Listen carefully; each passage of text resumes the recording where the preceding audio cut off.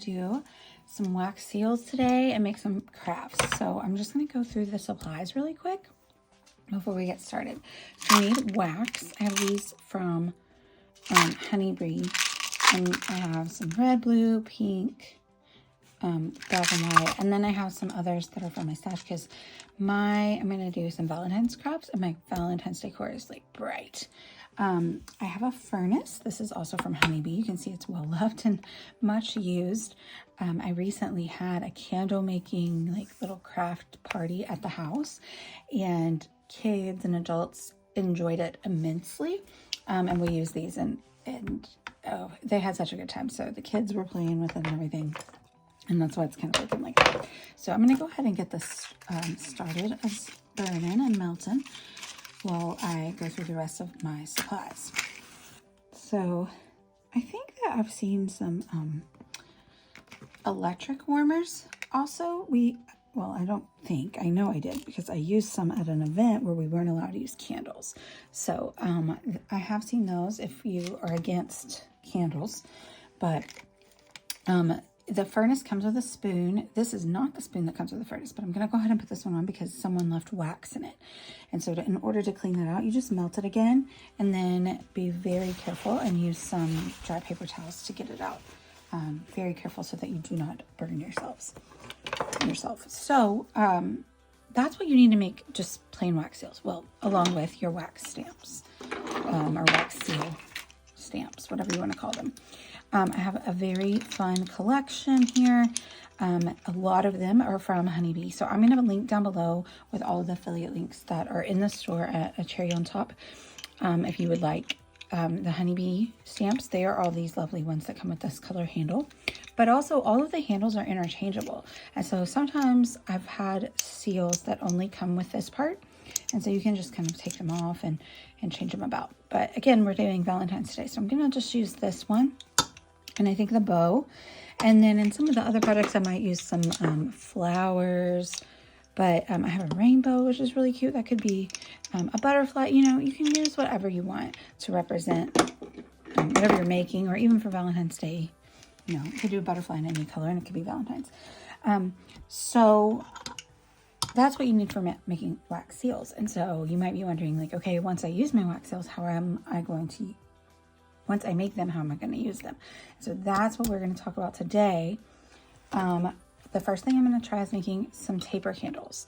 Obviously, I'm not making them. They're already made. These are just like some from my stash at home. You can get them probably at the Dollar Tree. You can also, I find you can get a really great selection of candles at like a thrift store or an estate sale a lot of times.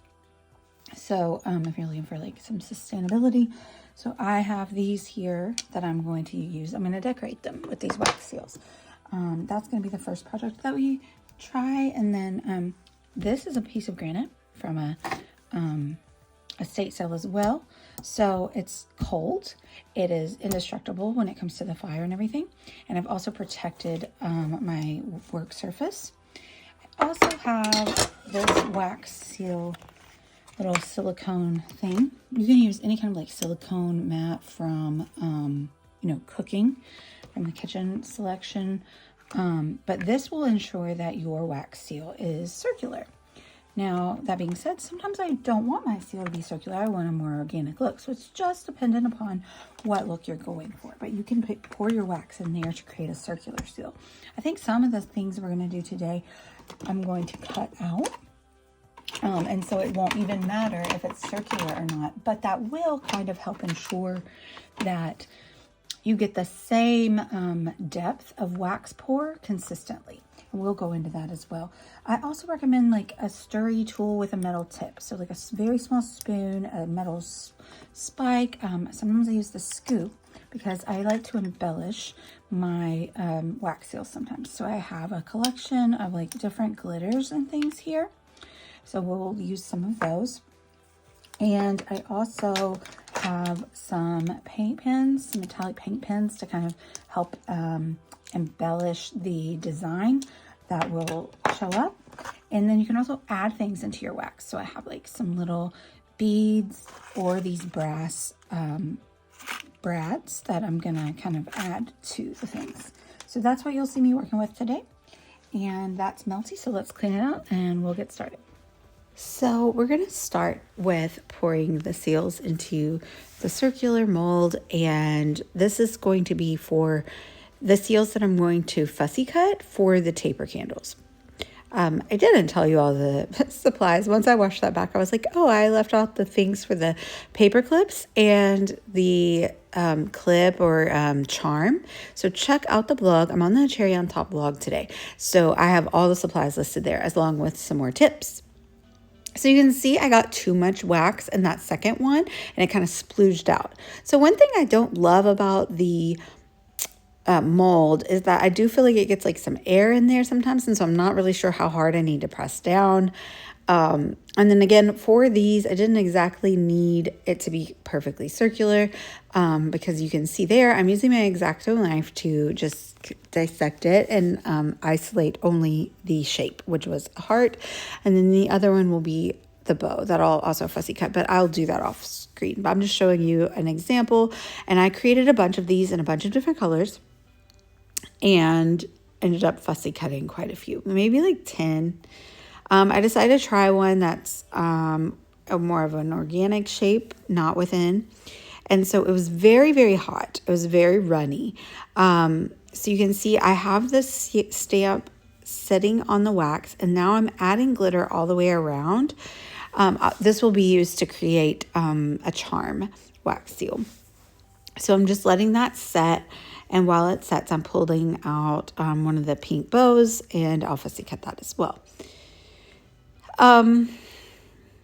So it's cured for a little while. I'm going to pick that up, and so you can see it just has the glitter nice and stuck around the edges, although you do kind of have to press it in a little bit when it's not exactly dry, because some of it will fall off, but that's just the nature of the product, and enough of it will adhere. It'll be fine.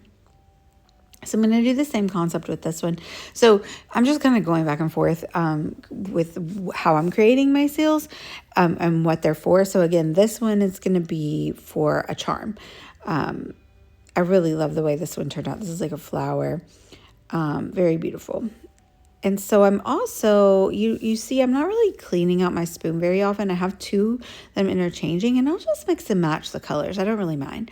So this is I'm going to leave a boo-boo in here. So this is the first attempt at a paper clip. And you can see I did not have enough. There was nowhere near enough. I think that was 3 little wax bits from those honeybee stamps, and that's not enough. But all I did was peel it off of the paper clip, and I can just remelt it and add another one, and I'll have enough. So I learned my lesson. I made sure to fill up my spoon with a lot more wax. I'm gonna let it just kind of chill here for a second and let it like cool in the air, just because my candle was so close to this spoon that it was too hot. It was too melty, and so I just kind of like swing it around for a second and cool it off a little bit. I also don't push all the way down with my seal. You saw me for just a minute, not even a minute, just for a couple of seconds, I kind of suspend it in the wax, so it's not all the way smushed down touching the paper clip or the surface upon which you're pouring your wax. But that way it just makes it get the impression, but not just smush it all the way out and push it too far down. So that's what you see me doing when I hold it for just a couple of seconds before letting it go.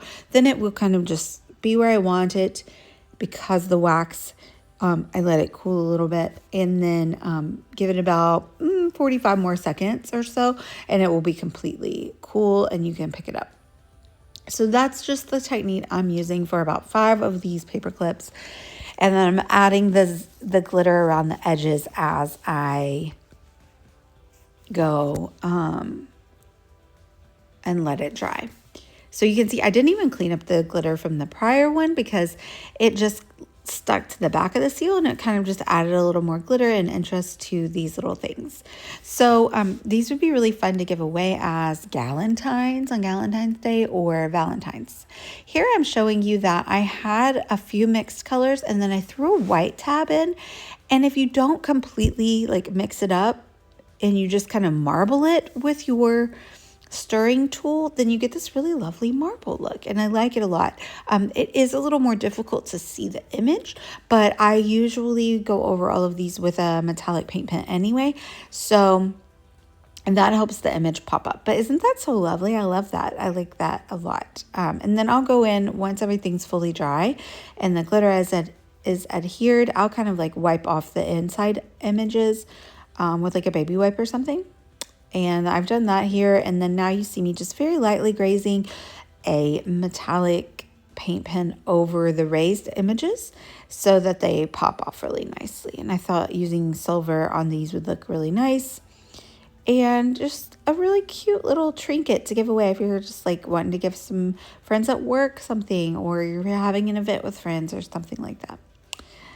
So now I'm adhering the fussy cut bits to the taper candles. So I tried a few different things. I tried dripping little dots of wax, but it did not want to adhere very well. So I just went in with very small dots of hot glue. I also, you can see that one heart there. I heated up the end of that metal brad and I just stuck it into the middle of the heart really nicely.